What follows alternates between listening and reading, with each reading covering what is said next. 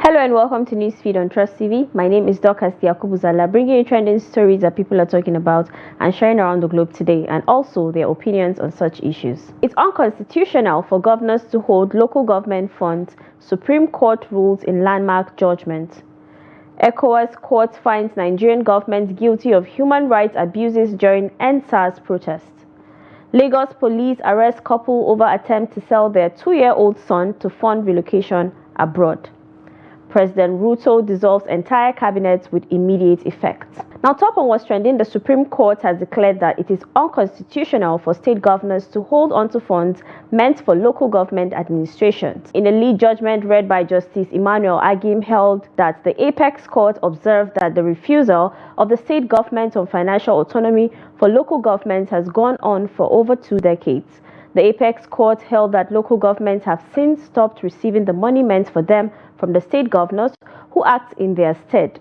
Justice Agim noted that the 774 local government councils in the country should manage their funds themselves. He dismissed the preliminary objections of the defendants, which are the state governors. In the suit filed by the Attorney General of the Federation, AGF Lateef Fagbemi, the federal government sought an order preventing the governors from arbitrarily dissolving democratically elected councils. Justice Agim said the AGF has the right to institute the suit and protect the Constitution. The Apex Court consequently directed that local government allocation from the federal account should be paid directly to them henceforth. Now, responding to that, someone said, when we start criticizing and holding our state governors accountable just as much as we criticize our president, Nigeria will become great again. Another said, if implemented, this will be the greatest achievement of the Tinubu presidency. This is a right step in the right direction. Another person wrote, good judgment, but many state governors will refuse to conduct local government elections from now on. Now, next on what's trending, there was mild drama at the Federal High Court in Abuja on July 11th after the former Minister of Power under the Buhari-led administration, Saleh Mamman, collapsed just before his case was called up by the court. Mamman, who served in office from 2019 to 2021, is standing trial over a 12 court bordering on money laundering to the tune of 33 billion naira. While he was in office on May 10, 2021, he was arrested and detained at the headquarters of the anti-graft agency in Abuja. On September 1, 2021, Buhari sacked Mamman. He was accused of conspiring with staff of the ministry in charge of the account of the Zungeru and Mambila hydroelectric power project to divert about 22 billion naira. The investigations uncovered property in Nigeria and overseas allegedly linked to the suspect, while millions of naira and dollars had reportedly been recovered. Shortly before he was called for arraignment, the former minister's counsel, Femi Ate-San, told the presiding judge, Justice James Omotosho, that his client had collapsed. Now, responding to that, someone said, Lord have mercy, 22 billion naira. What does this man need such money for? It will take him 90 years and 4 months to spend 1 million naira daily. Another person said, pour am water, this tactic, no they work again.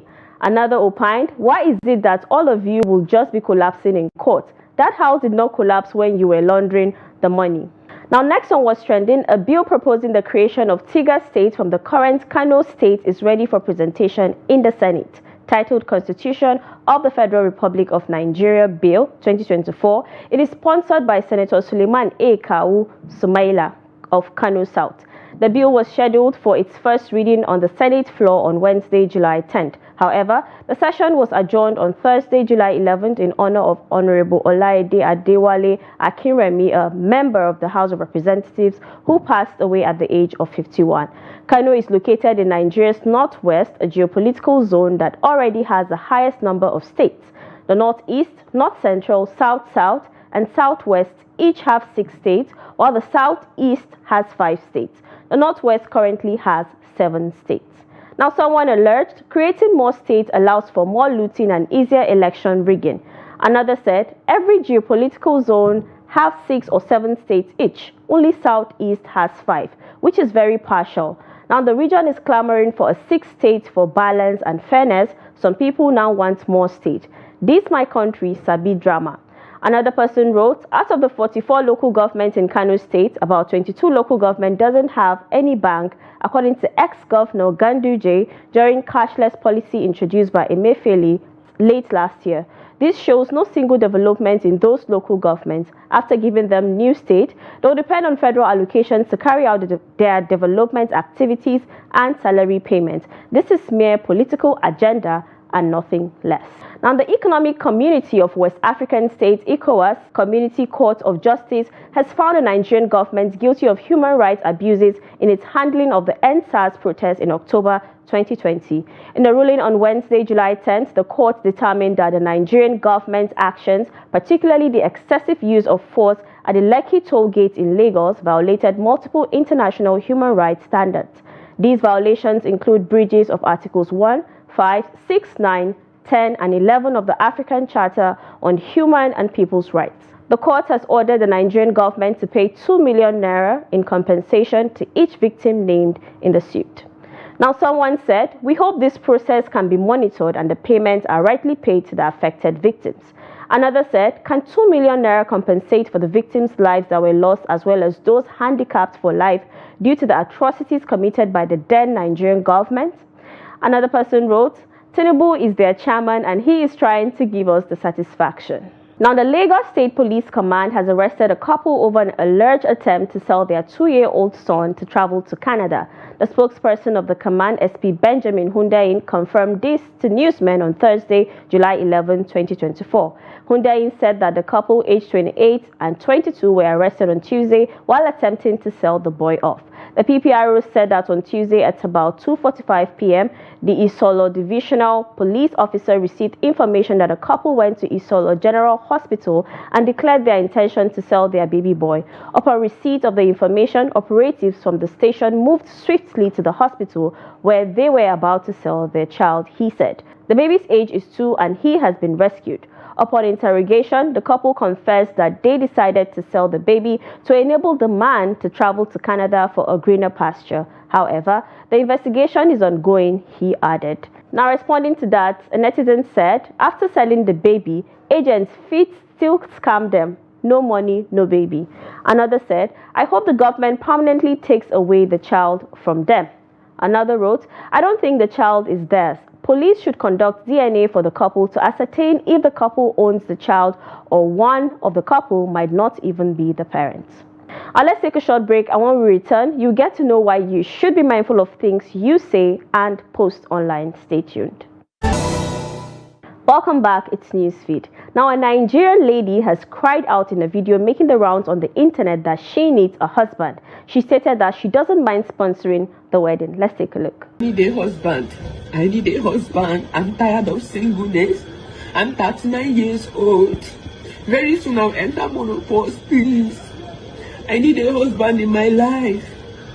No matter what you are doing, I'm going to marry you. Are you a barrel pusher? Are you a beggar? Are you a conductor? Please marry me. Please, I'm going to sponsor the marriage. I'm going to give you money to pay my bride price. I'm going to sponsor the wedding with my money. Please come and marry me. I'm tired of singleness. Please. I'm 39 years old. Please come and marry me. I'm getting old. I'm getting old, please. I need a husband in my life. I need a man in my life. I'm tired of singleness, please. I don't want to buy myself. I no longer sleep. All my mates are married with kids, but nobody wants to marry me. Nigerians, please, I'm calling everybody out. Please come and marry me. If you have a brother that needs a wife, please let me know. I don't care about what you are doing. I don't care. Even if you don't have a job, I'm going to sponsor it. I need a man in my life, please. I'm 39 years old. Look at me. Please, 39 years old without a child, 39 years old without a husband, 39 years old with no relationship. Now, responding to that, someone said, the pressure is getting worse, but this is not the way, Sha. She would end up attracting the wrong crowd. May God help her find a good man. Another said, you are only 39, baby girl. Women nowadays get married late in life. Relax, but go out often. Mingle until you find the right person, and do not be too desperate. All the best, baby girl. Another person opined, empathetic people would not bash her, instead would encourage her and pray that she finds a good man that will love her genuinely. But please, women, next time, no matter what, kindly do not come openly this way. Some men do not have the fear of God, oh, they might pretend. I pray she finds the perfect man for her. Now, a Ugandan court has sentenced a 24-year-old man to 6 years in prison for insulting the president and the first family through a video posted on TikTok. Edward Awembwa was charged with hate speech and spreading misleading and malicious information against President Yoweri Museveni, First Lady Janet Museveni, and son Muhoozi Kainerugaba, who is the head of the military. The court also heard that Awembwa had shared abusive information saying there would be an increase in taxes under President Museveni. He had pleaded guilty and asked for forgiveness. Now, someone said, criticizing government is a civil liberty. Another said, I can't understand people who think this is not right. You can't even insult someone at your workplace, you'll be suspended. Why should anyone think insulting the president is right? You can criticize, but constructively and with facts. Another person said, wish there was such a rule in India. The anti-nationals deserve to be punished. Now, President William Ruto of Kenya has dissolved his cabinet with immediate effect in what is a move to appease protesters who spent 2 weeks asking for an end to his administration. His plans to raise revenues through tax raises have suffered setbacks even as the Kenyan Revenue Authority missed its tax target for 2023. On Tuesday, the president reached out to opposition leader Raila Odinga to help quell the tensions gripping the country for a month. The current crisis started after the ruling Kenya Kwanza coalition failed to heed calls to reject the controversial 2024 financial bill, which was finally withdrawn on June 25th after demonstrators overran parliament. What started as protests against new taxes on bread, cars, diapers, and sanitary towels, among other items, catapulted into calls for Ruto to resign, with Kenyans accusing his government of corruption, extrajudicial killings, abductions, and incompetence. On Thursday, July 11th, Ruto announced that all cabinets are dissolved except the Cabinet Secretary and Office of Foreign Affairs and Deputy President. Now, someone said, when is he going to resign himself? You sent everyone away except yourself. Another person said, a president that listens to his people. Another wrote, my problem with African leaders is that they never resign. A good leader should honorably resign. And now to a funny video of parents reacting to their daughter's drawing of her mom. Take a look. Across the world, follow us and subscribe to all our social media platforms: Facebook, YouTube, Instagram, and X. Until next time, goodbye.